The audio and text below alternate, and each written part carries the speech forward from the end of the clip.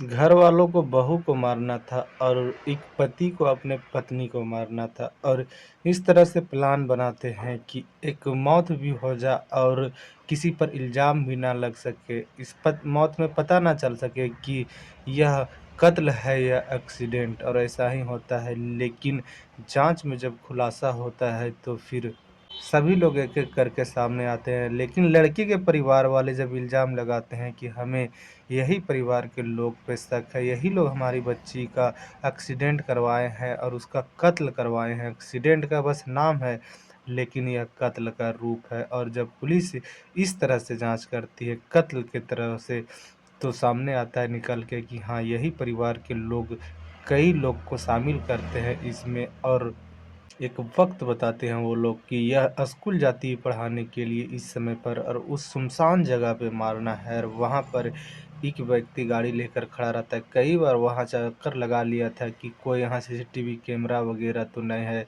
यह छानबीन करने के बाद जब ड्राइवर को पुख्ता पता चल जाता है कि यहाँ कुछ नहीं है, यहाँ से हम मार के आराम से निकल सकते हैं।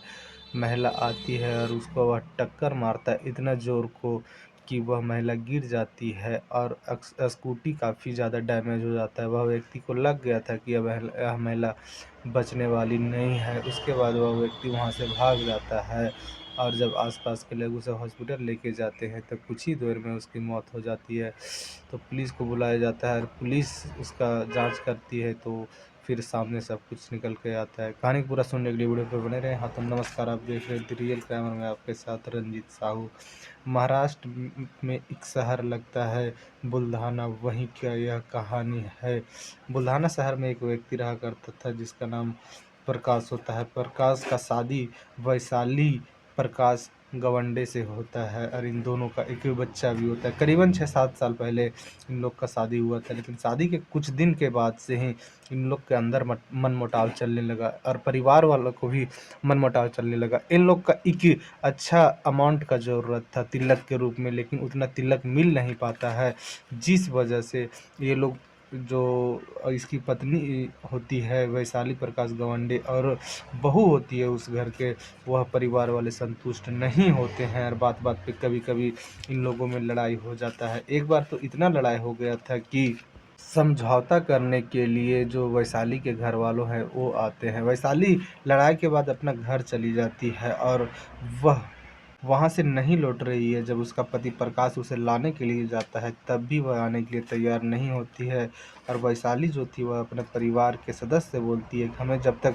फैसला नहीं मिलेगा, हमें जब तक यह मैटर में समझौता नहीं होगा तब तक हम उस घर में नहीं जाएँगे। उसके बाद इसके परिवार, उसके परिवार वालों की तरफ से और कुछ मुख्य लोग की तरफ से एक फैसला होता है और फैसला में यह कहा जाता है कि अब इसे किसी तरह की कोई भी उत्पीड़न नहीं देना है, दहेज का ताना नहीं देना है।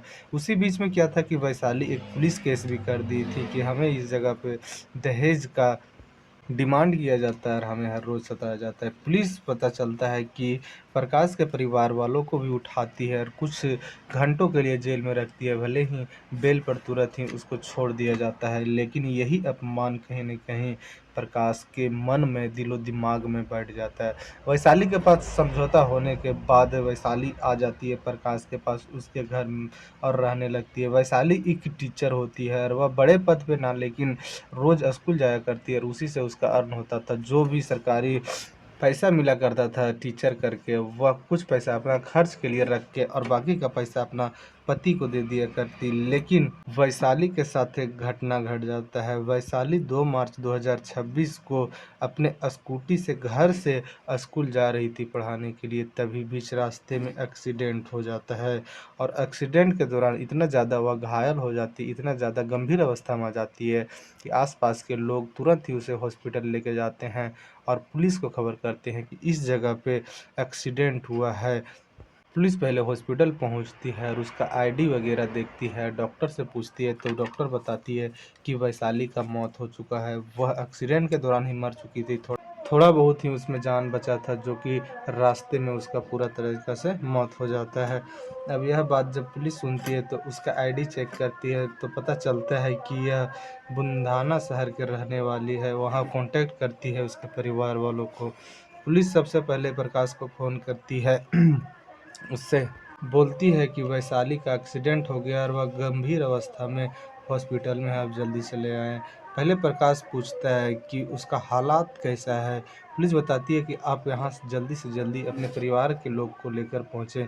और फिर प्रकाश जो होता है वह अपने परिवार के और सदस्य को लेकर हॉस्पिटल पहुँचता है, और वहाँ जब डॉक्टर से बात होता है और वैशाली से मिलते हैं ये लोग, तो देखते हैं कि वैशाली मर चुकी है। इन लोग के ऊपर दुखों का पहाड़ टूट जाता है और ये लोग वहीं रोने पीटने लगते हैं और पुलिस के सामने जाकर गिड़गिड़ाने लगते हैं कि हमारी पत्नी वैशाली के साथ ऐसा कौन किया, हमें इंसाफ मिलना चाहिए और जो भी है मुजरिम उसे अब जल्द से जल्द पकड़े। और फिर यह पुलिस को तो पहले लोग जो हॉस्पिटल लाई थी इस मरीज को, वह बताए थे कि एक अज्ञात वाहन की टक्कर होने की वजह से वैशाली का यह हादसा हुआ है। और पुलिस भी यही एंगल लेके चल रही थी कि कोई रोड एक्सीडेंट हुआ है, और वही सारा मैटर था, रोड ही एक्सीडेंट हुआ था। और पुलिस को भी लग गया था कि यह रोड एक्सीडेंट है। उसके बाद इसके बॉडी को पोस्टमार्टम किया जाता है, तो पोस्टमार्टम में भी वही सब निकल के आता है कि दुर्घटना होने से कई जगह गंभीर चोट आने की वजह से इसका मौत हुआ है। यह बात अब वैशाली के घर वालों यानी उसके माँ बाप को बताया जाता है। उसके माँ बाप भी आते हैं और रोने लगते हैं और तरह तरह से अपना आपा खोकर बात कर बोलने लगते हैं। अब ऐसा होता है कि वैशाली के परिवार वालों यही प्रकाश और इसके माता पिता पर इल्ज़ाम लगाने लगते हैं। पुलिस से बोलने लगते हैं कि हमें शक अपने दामाद और इनके माता पिता पर है, इसलिए कि कुछ दिन पहले इन लोग के बीच में लड़ाई हुआ था और अक्सर होते रहता था, और हमारी बेटी इसके ऊपर केस कर दिया था। यह जो प्रकाश है और इसके परिवार वालों हैं, वह दहेज मांगा करते थे और वह दहेज देने में हम सक्षम नहीं होते हैं, लेकिन हर बार इनको ताना दिया जाता था और कहीं न कहीं मारपीट भी किया जाता था। और एक बार पुलिस केस भी हुआ था और पंचायत भी हुआ था, लेकिन समझौता हो गया था बीच में। लेकिन अभी हमको शक अपने दामाद पे है। पुलिस क्या करती है कि उसके दामाद और अन्य परिवार से पूछताछ नहीं करती है, बल्कि वहाँ रोड का सीसीटीवी कैमरा खंगालने लगती है। लेकिन जिस जगह वैशाली का एक्सीडेंट हुआ था उस जगह पे सीसीटीवी कैमरा था ही नहीं, उसके आगे था और पीछे था। पुलिस वहीं गौर करके उसी दिन का सीसीटीवी कैमरा खंगालती है, तो देखती है कि एक जो टाटा इंट्रा करके कार होता है, वह 3-4 बार आते-जाते दिखता है। पुलिस को शक होता है कि एक गाड़ी 3-4 बार आखिर यहाँ क्यों रौंद लगा रहा है। उसके बाद पुलिस उसका नंबर निकालती है, तो वह गाड़ी का नंबर निकलता है MH28 BB 5753।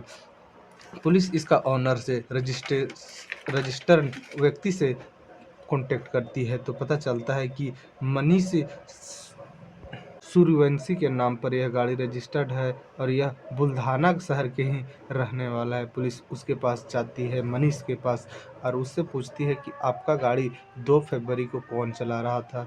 मनीष बोलता है कि मैं ही चला रहा था। पुलिस बोलती है कि आप इस रोड पे थे 2 मार्च को? तो वह बोलता है हाँ। तो बोलते हैं पुलिस की वहाँ 3-4 बार चक्कर लगाने का क्या कारण था? तो जो मनीष है वह बताता है कि हमें कुछ सामान लोड अनलोड करना था, जिस वजह से हम 3-4 बार वहाँ चक्कर लगाए। जब पुलिस पूछती है कि किसके पास से सामान अनलोड करना था और किसके पास लोड करना था, चलें हमें उसके बारे में बताएँ, हमें उस दुकान के बारे में बताएँ।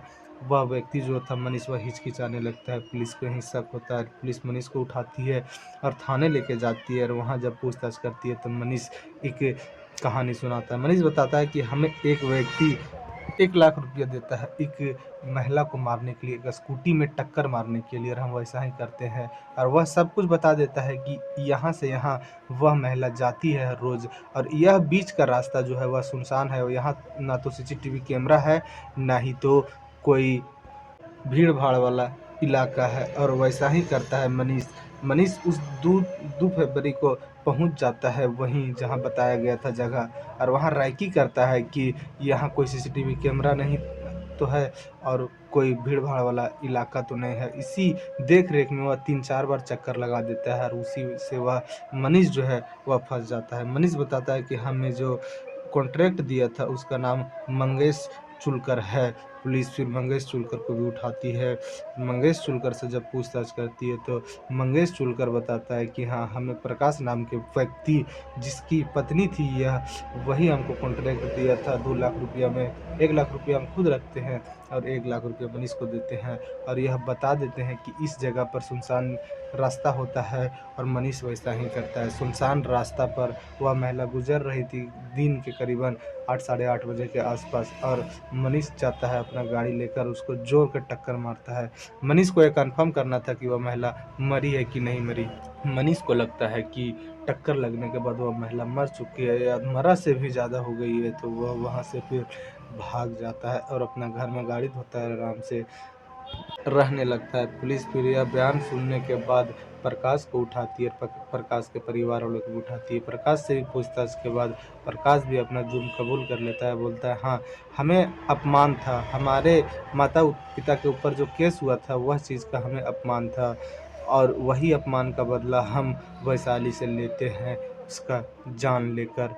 पुलिस को जब पुख्ता हो जाता है कि इसमें इन लोग इन्वॉल्व हैं, तो जो मनीष का गाड़ी है वह सबूत के तौर पर उसको उठा लेती है।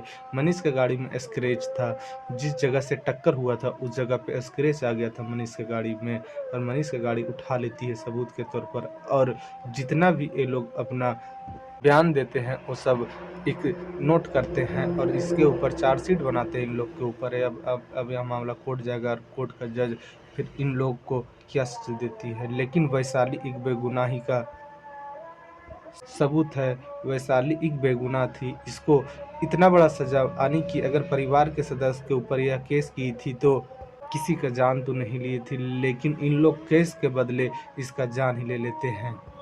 इन लोग के ऊपर आस-पास के लोग गुहार लगा रहे हैं कि इन लोग को कठोर से कठोर सज़ा मिले, ताकि इन लोग के सज़ा के बाद कोई और दूसरा इस तरह का कदम उठाने से एक बार ज़रूर सोचे कि इस तरह का कदम उठाने के बाद क्या हो सकता है। इस कहानी में इतना ही। जय हिंद, जय भारत।